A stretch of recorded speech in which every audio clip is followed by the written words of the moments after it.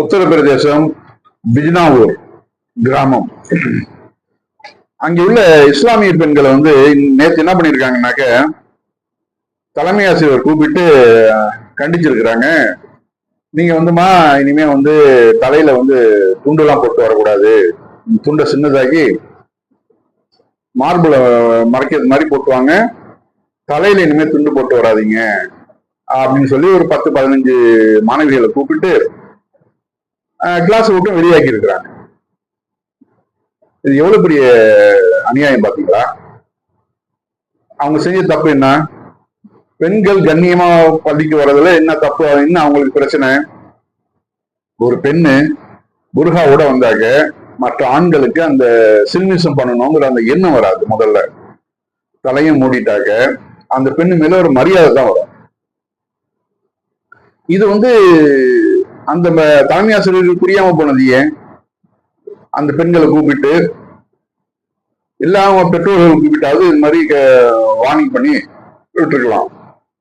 அதை விட்டுட்டு அந்த பெண்களை வந்து ஸ்கூலை விட்டு கிளாஸ் விட்டு வெளியில போங்கன்னு சொல்லி கிரவுண்ட்ல உட்கார வச்சிருந்தாக்க இது எவ்வளவு பெரிய ஒரு கொடுமை. இந்த அதாவது மோடி என்ன சொல்றாருனாக்க, பேட்டி பச்சாவ் பேட்டி படாவ், அதாவது பெண்களை காப்பாற்றுங்கள், பெண்களை படிக்க வையுங்கள் அப்படின்னு மோடி சொல்றாரு. அது வந்து முஸ்லீம் பெண்களுக்கு மட்டும் ஒரு விதிவிலக்கா சொல்றாருன்னு நினைக்கிறேன். ஏன்னா அவருக்கு தான் முஸ்லீம் பெண்ணாக பிடிக்காத, ஒரு அவர்களுக்கு அடிமையா இருந்தவர்கள் தான் மட்டும் பிடிக்கும். எது சொன்னாலும் தலையாட்டிட்டு அவர்கள் என்ன நீ அங்கே பிறந்த இங்கே பிறந்த அப்படின்னு இழிவுபடுத்தி அவர்கள் வந்து எந்த அளவு கேவலப்படுத்தினாலும் பொறுத்துக்கிட்டு இருக்காங்கல்ல, அவர்களை அவருக்கு பிடிக்கும். யாரு நெஞ்சு நிமித்தி நான் மனுஷன்டா, நான் எவனுக்கும் தலை வணங்க மாட்டேன், நான் இறைவனை தவிர வேற யாருக்கும் தலை வணங்க மாட்டேன், நான் சுயமரியாதை உள்ளவன் அப்படின்னு சொல்லக்கூடிய முஸ்லீம்களை பார்த்து மோடியும் சங் பரிவார் கூட்டமும் எந்த நேரமும் பிரச்சனைகளை கொடுத்துட்டு இருக்கிறாங்க. ஏற்கனவே கர்நாடகாவில் கொடுத்து கடைசியில இப்ப அது பின்வாங்கிட்டாங்க. காங்கிரஸ் ஆட்சிக்கு வந்தது பிறகு இப்ப அங்க வந்து சகஜமாயிடுச்சு. இப்ப ஊபியில வந்து இந்த பிரச்சனை எது, அதாவது நாட்டை ஏற்கனவே ஊபி வந்து ரொம்ப மோசமான நிலைமை பொருளாதாரத்துல மத்திய தொகுப்புல இருந்து அதிகமான பணத்தை வாங்கிக்குது, ஆனா அதை ஒழுங்கா செயல்படுத்துவது இல்லை. இது மாதிரி பசு கோசோலை உண்டாக்குறதும் இவருக்கு சிலை வைக்கிறதும் 3000 கோடியில சர்தார் வல்லபாய் பட்டேலுக்கு சிலை வச்சு அந்த ஒரு வாரம் பேச்சு பொருளா இருந்துச்சு. அதுக்கு பிறகு ஏதாவது அதுல இருந்து பலன் கிடைச்சுங்களா? ஒரு பலனும் கிடையாது. அந்த 3000 கோடியை வந்து எத்தனையோ ஏழைகளுடைய வாழ்க்கையை முன்னுக்கு கொண்டு வரதுக்கு யூஸ் பண்ணிருக்கலாம். இந்த சிலையை கொண்டு போய் கட்டி வச்சதுனால என்ன பலன்? அதனால இது மாதிரியான அனாவசிய செலவுகளை செஞ்சுட்டு பள்ளிக்கூட பெண்கள், படிக்கக்கூடிய பெண்களை வந்து தடுத்து நிறுத்துறதுக்கு முயற்சி பண்றாங்களே, இது எவ்வளவு பெரிய கொடுமை, அராஜகமான ஒரு ஆட்சி நடக்குது பாத்தீங்களா? அதான் இந்த ஹிஜாபு பிரச்சனை வரப்ப எனக்கு ஒரு சின்ன வயசுல நடந்த ஒரு சம்பவம் ஞாபகம் வந்துச்சு. நான் 9வது படிச்சுட்டு இருக்கிறப்போ என் கூட படிச்ச ஒரு மாணவி வந்து, ஒரு ஹிந்து மாணவி வந்து அப்பதான் வந்து எங்க 9வது வந்து சேர்றாங்க. அதாவது அவங்க வந்து மெட்ராஸ்ல படிச்சுட்டு இருக்காங்க, மெட்ராஸ்ல ஏதோ ஒரு கான்வென்ட்ல படிச்சுட்டு இருக்கிறாங்க. அவங்களுடைய வேலை நிமித்தமா இங்க ஷிஃப்ட் ஆகுறப்போ அந்த பெண்ணை கொண்டு இங்க வந்து சேர்க்கிறாங்க.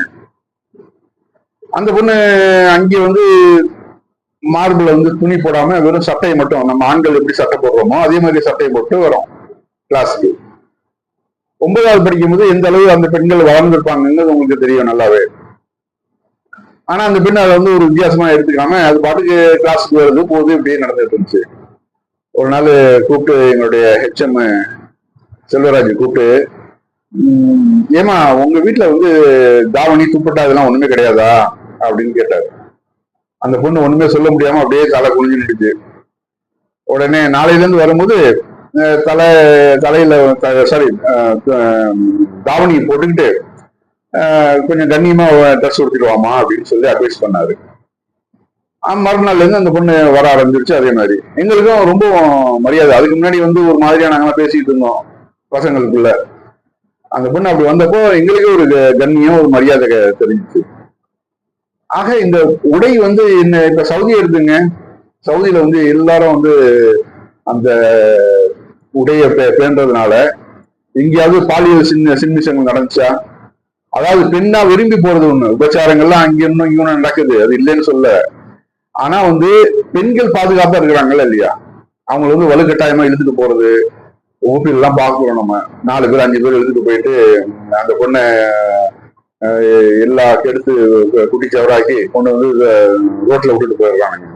இதெல்லாம் சர்வசாதாரணமா நடக்குது, காவல்துறை வேடிக்கை பார்க்குது. ஆனா சவுதியில இது முடியுமா? அடுத்த நிமிஷம் தலையை வெட்டிடுவான்.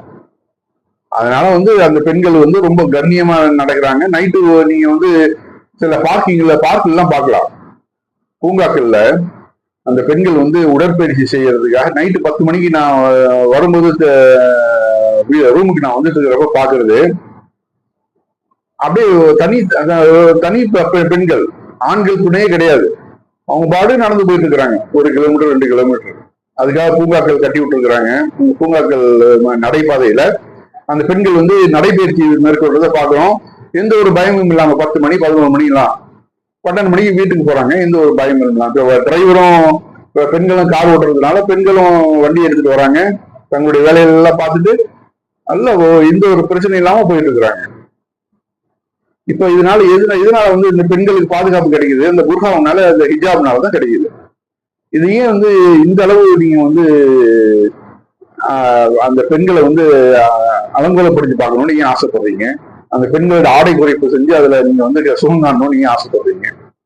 அந்த பெண்கள் மற்ற பெண்கள் வந்து சொன்னாங்களா? இந்து பெண்கள் கிறிஸ்துவ பெண்களை பார்த்து நீங்களாம் வந்து தலையில முக்காடு போடுங்க அப்படின்னு ஏதாவது கம்பல் பண்ணாங்களா? அதெல்லாம் ஒண்ணும் கிடையாது. நாங்க எங்களுடைய மத சடங்குகள் அது ஒண்ணு, மத சட்டத்துல அது ஒண்ணு, அந்த சட்டத்தை நான் ஃபாலோ பண்றேன். இதுல வந்து நீங்க வந்து எங்களை வந்து இம்சப்படுத்துறீங்கன்னு அந்த பெண்களை கேட்கிறாங்க. அந்த காணொலியும் பாருங்க, அந்த பெண்கள் வந்து வெளியில வந்து நிறுத்த வைக்கிறது, அந்த காணொலியை பாருங்க. इस टाइम तो पढ़ाई का टाइम है स्कूल में कॉलेज में எல்லாம் சிறு வயசு பெண்கள் தான். किसने कहा, क्या कहा? தலைமை ஆசிரியர் சொல்றாரு, நீங்கள் வந்து தலையில வந்து துண்டு போடாம தாவணி மட்டும், நெஞ்சுக்கு தாவணி மட்டும் போட்டுக்கிட்டு மறைச்சிட்டு வரணும். அது அந்த துண்டை கூட சின்னதாக்கிக்கணும், இவ்வளவு பெரிய துண்டா போடக்கூடாது. அந்த துண்டை சின்னதாக்கிட்டு நீங்க வாங்க அப்படின்னு சொல்லி அவங்களை வந்து அனுப்புறத பாக்குறோம். இந்த அதிகாரத்தெல்லாம் உங்களுக்கு யார் கொடுத்தது? ஏன் இப்படி வந்து அந்த மக்களை இம்சப்படுத்துறீங்க? முஸ்லிம்களை வந்து எந்தெந்த வகையெல்லாம் தொந்தரவு படுத்துறோமோ அந்தந்த வகையெல்லாம் தொந்தரவு படுத்துறீங்க. இவர்கள் எப்படியாவது இந்த மதத்தை விட்டுற மாட்டாங்களா? மத சட்டங்களை வந்து விட்டு கொடுத்துட மாட்டாங்களா அப்படின்னு நினைக்கிறீங்க? அது உலகம் முடிவு நாள் வரைக்கும் அது நடக்காது. மோடி இன்னும் 1000 மோடி வந்தாலும் சரி, 1000 அமித்ஷாக்கள் வந்தாலும் சரி, அவர்கள் கடைசியில் தோல்வியை தள்ளுவாங்க.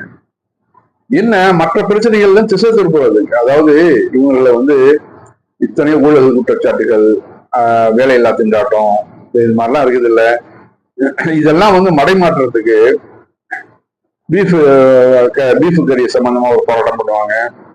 இப்ப வந்து ஹிஜாப் சம்பந்தமா போராட்டம் பண்றாங்க. அப்புறம் வக்பு சொத்துல போய் கைய வைக்கிறாங்க. வக்பு வந்து முஸ்லீம்கிட்ட அதிகமா சொத்து இருக்கு, அது எல்லாமே முஸ்லீம்களுக்கு கொடுத்த சொத்து. உங்களுக்கு என்ன அதுல அப்படியே அதிகமாக இருந்தாலும் முஸ்லீம்கள் நலனுக்காக கொடுத்த சொத்துக்கள் அது வந்து உங்களுக்கு என்ன பிரச்சனை? அந்த சொத்துக்கள் எல்லாம் பிரிச்சு கவர்மெண்ட் எடுத்துக்கணும், அதுல பாதியை கொள்ளையடிக்கணும். இப்படி இந்த பிரச்சனைகள் எல்லாம் வெளியில வராம இருக்கிறதுக்கு இது மாதிரியான பிரச்சனைகள் அவங்க கையில் எடுக்கிறாங்க. அதாவது அத்தானியை பத்தியோ அம்பானியை பத்தியோ ராகுல் காந்தி பேசிடக்கூடாது. அவர்கள் எல்லாம் அந்த முஸ்லீம்களை சுத்தியே வந்துகிட்டு இருக்கணும். அதை வச்சு இந்து ஓட்டுகளை தங்கள் பக்கம் இழுக்கணும் மேலும். அதுதான் அவர்களுடைய பிளான். அது எந்த அளவு சாத்தியப்படும் தெரியல. ஏற்கனவே தோல்வியை தழுவுனவங்க தான். ஏதோ இவிஎம் மிஷின் இருந்ததுனால ஒரு 20-30 தொகுதியில கோல்மால் பண்ணி எப்படியே வந்துட்டாங்க. அவர்களுடைய அடுத்த தடவை கண்டிப்பா வந்து இதே நிலைமை போச்சுனாக்க மோடியால 10 சீட்டு 20 சீட்டு கூட வர முடியாது. அந்த அளவு வெறுத்து போயிடுவாங்க. அந்த இதை நோக்கி போகாம இனிமேலாவது மோடி திருந்து வரான்னு பார்ப்போம். மோடி, அமித்ஷா இந்த குரூப் எல்லாம் திருந்துதா,